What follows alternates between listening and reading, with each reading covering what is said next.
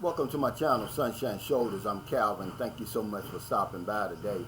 The subject of my vlog today is jungle fever and the world's obsession with Filipino women. But before I get started, let me welcome my new viewers and new subscribers. Thank you so much for your kindness, your generosity, and your support of my channel. It's truly been amazing. I left the rat race in December of 2018 with a solemn oath never again to jump back on that hamster wheel. And I came here to the Philippines in search of a new life and found it. And I just want to share with you my boots on the ground experience. I call it that because I'm here in the Philippines. I'm not in Florida, Texas, Kentucky, talking about the Philippines like a lot of other vloggers. I'm right here, boots on the ground. I just want to give it to you the only way I know how, by giving you the nitty gritty. Just exactly what I'm seeing, what I'm living, what I'm experiencing. I'm never going to sugarcoat that. It's not going to start today. The pandemic has spawned a renewed interest in Filipino women.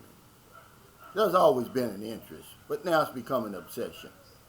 Millions of men and women around the world have caught jungle fever and are desperately waiting for an opportunity to turn their obsession into a reality. I find it amazing, really, now let me use the word amusing, that all of this is happening on the 30th anniversary of Jungle Fever, the movie by Spike Lee. And in that movie, Wesley Snipes, a black man, he plays the lead character. He has an extramarital affair with his white co-worker. I think it's in New York or somewhere. Well, both sides are appalled. And his best friend, he called it jungle fever. He says it's an attraction born out of sexualized racial myths and not love.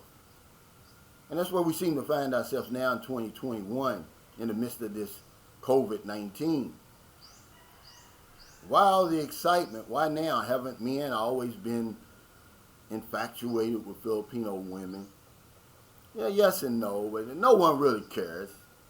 No one knows and no one really cares. But when you got jungle fever here in the Philippines, you're either full blown or in denial. Either way, right now is not a better time to be a Filipino woman. We've made stars out of Filipino YouTubers whose content is no more than putting on a bikini and splashing around in water. 2 of the last 6 Miss Universe were from the Philippines. We send millions and millions of dollars over here every year just to gain favor with her. This 4'11", 100-pound phenom, that's what I called her, has become a legend in the minds of many men and women around the world. Now, how do you know if you have jungle fever? Well, I caught jungle fever in 2009 on my second trip here to the Philippines. My first trip, although it was exciting and, I met a beautiful woman. I'm not going to lie, she was 41. It wasn't until the second trip that I realized something was going on with me. I arrived in Cebu, and the young lady I was meeting, she was 22. At least that's what I thought. And I get my luggage, I exchange a few dollars into pesos, and I look out of the terminal, and there she is. I mean, the most beautiful woman I'd seen to that point, man. I was afraid to go out there, by the way. But I finally made it out there, and from the minute I got into the taxi, all the way until I left, my whole life changed. We got to the hotel, and I just remember her saying one thing. She said, "You can do anything to me." And I don't know, I had to hear it again because I couldn't believe it, and I don't remember much after that. I do remember that I was with her when Michael Jackson died. And this young lady literally lived in the jungle. She lived in a jungle province in northern Mindanao. It was a place called Luwigan, a beautiful, beautiful place. White sand beach. They lived right on the white sand beach. And I was out there, and I'm sitting on the beach, and the water is coming. You can see across the ocean, I'm just thinking to myself, what in the world am I doing here? I'm way over here. And that was the beginning of 4 trips that I made that year. April, then June, no, May, toward the end of May, because I left June when Michael Jackson died. September and December, I made 4 16,000-mile round trips to the Philippines in 1 year. See, that's jungle fever. And the Christmas trip that I made, they had sold out online, and the only way I was going to be able to get a ticket, I had to go to the Delta ticket counter at the airport, and I paid $3,800 for a round trip ticket, the most I've ever paid. By the way, but I didn't care. I had that kind of money that time, and I had jungle fever, man. I had to get there. I had to get back. You know, but some of the ways that you know that you've got jungle fever is, first thing, you sworn off all other women. You want a Filipino and that's it. Especially the women in your own country. You sworn them off. That's all you want is a Filipino. Second of all, you thinking of selling everything and moving here to the Philippines. See, this is the sort of like the what's the word I want to use? Cunning. The baffling part of this. A lot of you have jungle fever and you've never even been to the Philippines before. You've never even met a Filipino before. You have no idea what you're in for. See, the young lady I met, she was a tenderoni. I mean, nothing that I'd ever experienced before. Some of you guys, hey, good morning, already have jungle fever and you've never even been over here. But yeah, we start thinking about that. We make that 16,000-mile round trip. Even if you make it one time, that's jungle fever, just to meet a woman. Hell, but when you start making it 2, 3, 4 times, yeah, you got jungle fever.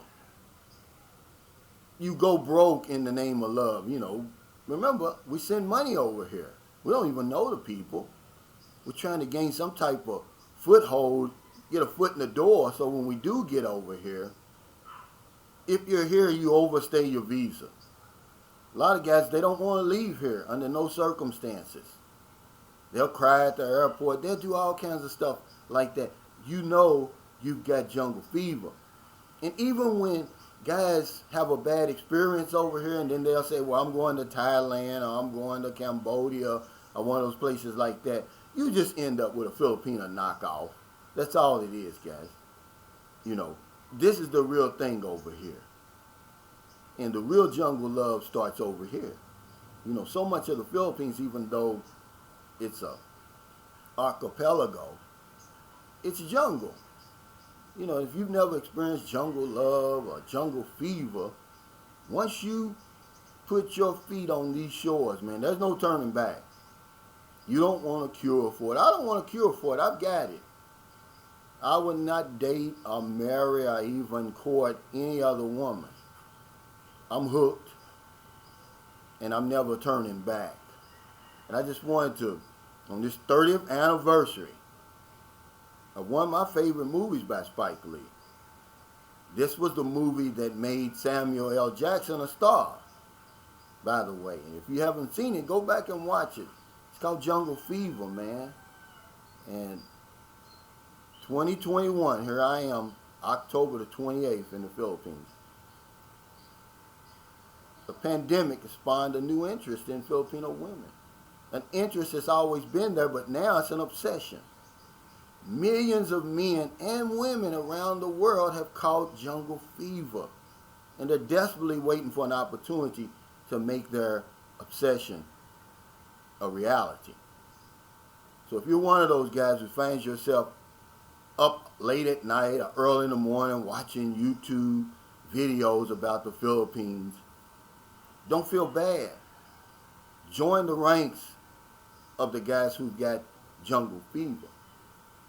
The Philippines is one of the most popular subjects on all of YouTube because of the Filipina. That's it. We've made Filipino YouTubers stars. and their only content is wearing a bikini splashing around in water. That's how obsessed we are. But the pandemic has a lot to do with that. But once you catch jungle fever, there's no turning back. There's no cure for it. You can go and get you a Filipino knockoff. That's about the best thing you can do. So if you're in America, thank you for stopping by today. I really appreciate it. It's getting late. Before you let your head hit the pillow, please find somebody to help. But if you're on one of them late grocery runs, beer runs, weed runs, you're just getting off second shift, or you're on your lunch break and you see somebody in the street, buy them something to eat, buy them something to drink, give them a few dollars. If you're in the Philippines, it's early. Let's see what time it is. It's 6:39 a.m. here. I got up early because I went to bed early. I played tennis yesterday and had like a little setback. My knees kind of stiff again, so I'm not going to play for a while, guys. I'm done. Because I need to start my exercising back. There's not a day goes by that I don't find somebody over here to help. Millions of people out of work. Things are starting to loosen up now. I saw where Boracay is getting ready to accept domestic visitors without the swab test. Bohol, starting November 1st, the border between Negros Occidental and Negros Oriental is opening back up, so I'll be able to go to Dumaguete if I want to. It's already opened in Cebu, but it hasn't come all the way back. It's nowhere near back to normal. And people over here need our help. Because if I don't know anything else, I know this one thing for sure. When we help other people, we help ourselves. Take care, stay safe, stay COVID free, and I'll see you next time.